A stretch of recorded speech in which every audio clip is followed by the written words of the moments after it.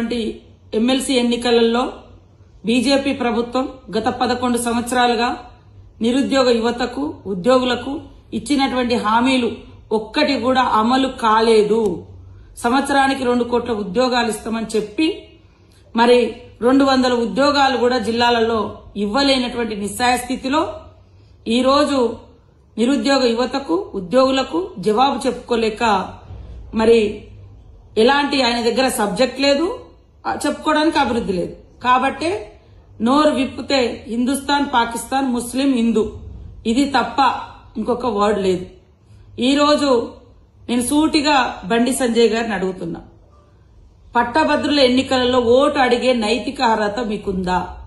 మీకు నిజంగా నైతిక అర్హత ఉంటే ఎన్ని కోట్ల ఉద్యోగాలు ఈరోజు తెలంగాణ ప్రాంతానికి గత 11 సంవత్సరాలుగా మీరు ఇచ్చారు? ఎంత ఉపాధి కల్పించారు? అదేవిధంగా ప్రభుత్వ రంగ సంస్థలను మీరేమన్నా బాగు చేసిరా? రైల్వే ఉద్యోగులకేమన్నా అదనంగా జీతాలు పెంచిరా? ఉద్యోగాల యొక్క స్థాయిని తగ్గించారు తప్ప జీతాలు కూడా పెంచలేనటువంటి పరిస్థితి. అదేవిధంగా ఉన్న ఉద్యోగాలను కూడా ప్రైవేటైజేషన్ చేశారు, కంపెనీలను ప్రైవేటైజేషన్ చేశారు. ఎంత దుర్మార్గం అంటే మీ ప్రభుత్వంలో ఇవాళ దేవుడి పేరు చెప్తారు కదా, దేవునికి పెట్టే అగ్గిపెట్టె మీద కూడా, అగరబత్తి మీద కూడా జీఎస్టీ. ఇవాళ ఈ దేశాన్ని అత్యున్నతంగా తీర్చిదిద్దేటువంటి వ్యవస్థ విద్యా వ్యవస్థ. మన భారతదేశం యొక్క మానవ వనరులు విద్య, ఇక్కడ నుంచే మన వనరులు తయారైతాయి. ఆ విద్య మీద మీ ప్రభుత్వము 18% జీఎస్టీ విధిస్తుంది. ఇంకా మీకు ఓటు అడిగే నైతిక అర్హత ఎక్కడదని నేను చెప్తా ఉన్నా.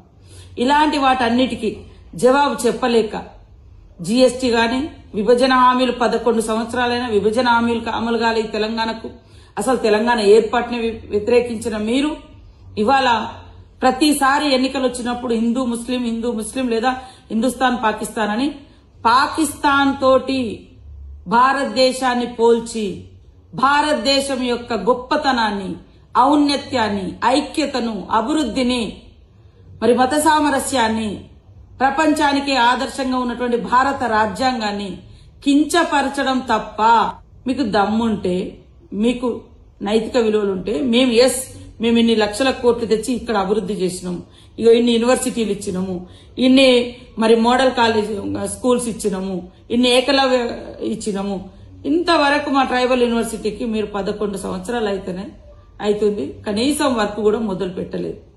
కాబట్టి బండి సంజయ్ గారికి చెప్పుకోవడానికి ఏం లేదు.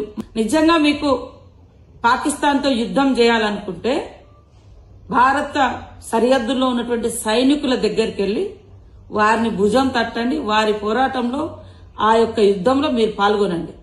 అంతేగాని మాటకు భారతదేశం యొక్క కీర్తిని, మరి పాకిస్తాన్ అనేది అన్ని రంగాలలో వెనుకబడ్డటువంటి ఒక చిన్న దేశం, మత కొట్లాటలు, ఆకలి చావులు, అంతర్గత డిస్టర్బెన్స్, ఇలాంటి అన్ని రంగాలలో మనతో వెనుకబడ్డ ఉన్నటువంటి పాకిస్తాన్తో పోల్చడం ఇది ఎంతవరకు కరెక్ట్? బండి సంజయ్ గారు, మీరు వచ్చేటప్పుడు భారత రాజ్యాంగం మీద ప్రమాణం చేసి వచ్చారు.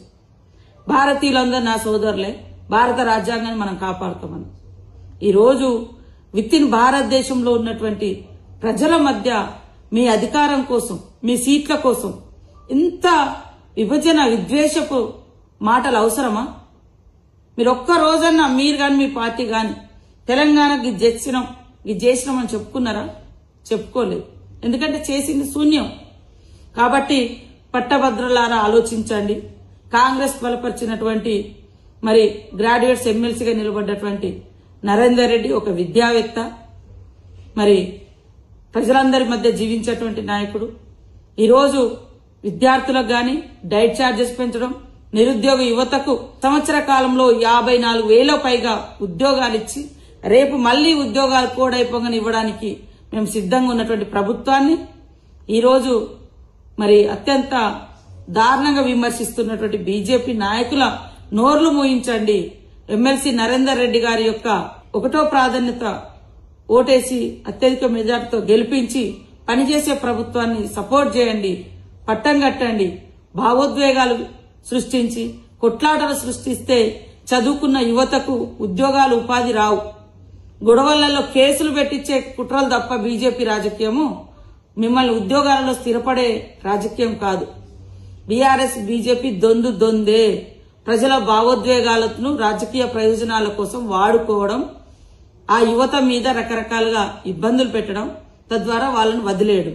కానీ పనిచేసిన ప్రభుత్వం, పని చేస్తున్న ప్రభుత్వం, ఇచ్చిన మాటకు కట్టుబడి ఉండేటువంటి ప్రభుత్వం, సీఎం రేవంత్ రెడ్డి గారి ప్రభుత్వం, సోనియమ్మ ప్రభుత్వం, ప్రజా ప్రభుత్వం, ఇందిరమ్మ ప్రభుత్వం. కాబట్టి ఈ రోజు అనేక మందికి ఉద్యోగాలతో పాటు ప్రమోషన్లు, ట్రాన్స్ఫర్స్, జటిలమైనటువంటి అనేక సమస్యలను పరిష్కరించిన ఘనత ఈ యొక్క ప్రజా ప్రభుత్వందని తెలియచేస్తూ, అయ్యా బండి సంజయ్ గారు, మీకు యుద్ధం చేయాలనుకుంటే పాకిస్తానీ తోటి మీరు భారత సైన్యం అక్కడ సరిహద్దుల్లో ఉన్నారు, వాళ్ళతోటి వెళ్లి చేయి కలపండి, వాళ్ళను మనోళ్లను మంచిగా సపోర్ట్ చేయండి, అక్కడికి వెళ్లి మనోధైర్యంగా కల్పించండి.